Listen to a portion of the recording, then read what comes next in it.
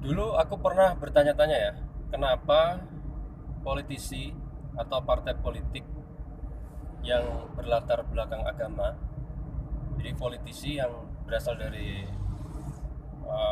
partai yang berlatar belakang agama atau partai religius, itu masih mau atau ya melakukan apa yang disebut dengan money politik atau politik uang atau segala sesuatu yang mungkin bisa hampir disamakan dengan money politik.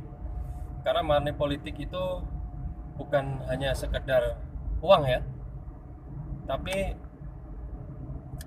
termasuk juga adalah pemberian dalam bentuk natura, seperti misalnya sembako, beras ya, atau mungkin ikan asin. Nah, kenapa politisi atau partai politik masih melakukan itu? Padahal jelas itu sesuatu yang dalam tanda kutip tidak baik ya. Nah, akhir-akhir ini aku baru mendapatkan jawabannya ya. Setelah aku mendengarkan ceramah dari Gus Baha. Jadi kamu tahu ya, Gus Baha itu adalah kiai yang sekarang ini lagi terkenal-terkenalnya ya. Gus Baha itu dalam satu ceramah pernah eh, menyampaikan bahwa ada kemungkinan dilakukannya dalam tanda kutip money politik dalam satu kontestasi politik. Nah, bagaimana itu bisa dimungkinkan untuk dilakukan? Itu adalah dalam rangka, menurut beliau ya, adalah dalam rangka untuk membeli kebenaran. Dalam tanda kutip membeli kebenaran. Nah, membeli kebenaran itu apa? Menurut penjelasan beliau, beliau menjelaskannya dalam satu contoh ya. Jadi misalnya seperti ini. Dalam satu pilkada misalnya ya. Misalnya pilkada bupati di satu kabupaten. Jadi misalnya ada dua kandidat ya. Yang satu jelas-jelas gini-gini. Misalnya ada dua kandidat. Yang satu mungkin calonnya nggak terlalu jelas lah ya, biasa-biasa aja. Kemudian yang satu adalah seorang yang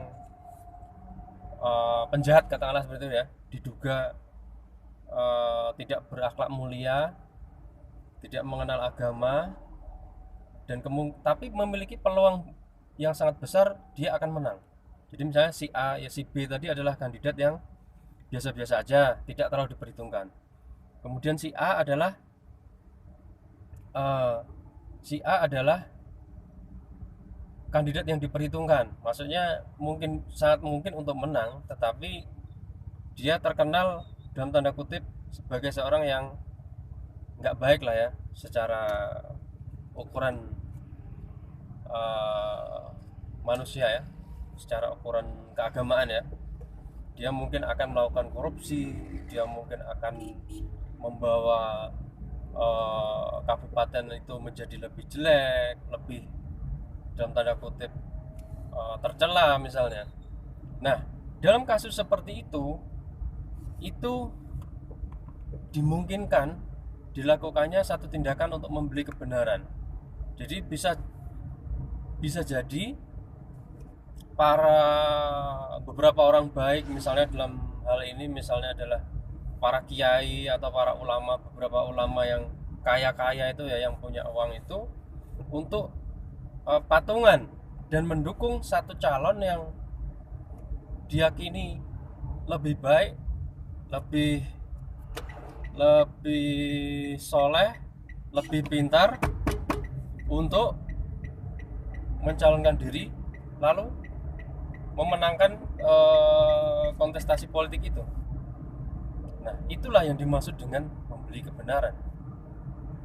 Jadi sekelompok orang baik yang mengumpulkan uang untuk mendukung satu calon yang diyakini lebih baik daripada daripada uh, daripada calon yang ada. Ya, calon yang ada yang diduga kuat akan menang, tapi jelas-jelas memiliki tabiat yang buruk. Nah, itulah yang dimaksud membeli kebenaran. Nah,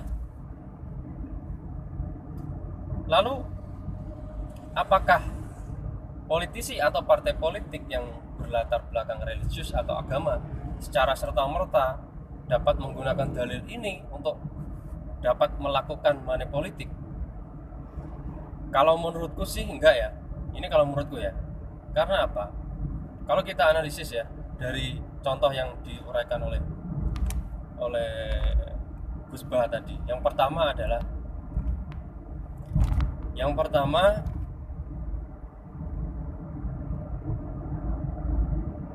adanya keyakinan bahwa calon yang diusung itu memang betul-betul baik ya, artinya baik itu secara secara perilaku agama maupun secara kemampuan untuk memimpin. Pada akhirnya kemampuan memimpin itu sangat luas ya, manajerial, cara dia membuat satu perencanaan, cara dia melakukan pengawasan dan sebagainya, itu panjang. Nah, yang jelas itu ya. Yang pertama adalah keyakinan akan bahwa calon yang diusung itu betul-betul orang baik. Nah, menyikapi itu ya, menyikapi contoh yang dicontohkan oleh Gus Bah tadi ya, beberapa partai politik itu sepertinya terlalu merasa spesial. Bahkan termasuk memang kadang-kadang money politik itu sebenarnya kadang yang melakukan atau menginisiasi itu adalah calonnya sendiri kan. Jadi misalnya partai politik A misalnya, calonnya namanya misalnya si B misalnya. Nah, si B ini dalam rangka memenangkan dirinya sendiri, dia melakukan money politik. Tapi kalau dia melakukan pembenaran atas apa yang dilakukan itu dengan dalil membeli kebenaran, sebenarnya dia harus mengacah dulu ya, apakah dia itu sebenarnya memang sebaik itu gitu loh, akhlaknya sebaik itu, apakah nanti dia ketika menjabat dia akan sebaik itu, sepintar itu untuk melakukan segala sesuatu yang lebih baik untuk masyarakat luas. Nah, ini analisis pertama mengenai keyakinan bahwa calon itu adalah orang yang baik dalam hal segalanya ya. Nah, yang kedua, sumber uangnya ini sangat mempengaruhi ya, karena menurut contoh yang disampaikan oleh Gus Bah, sumber uang itu berasal dari patungan beberapa orang ya kan, yang sebenarnya diikhlaskan. Jadi kalau menurutku,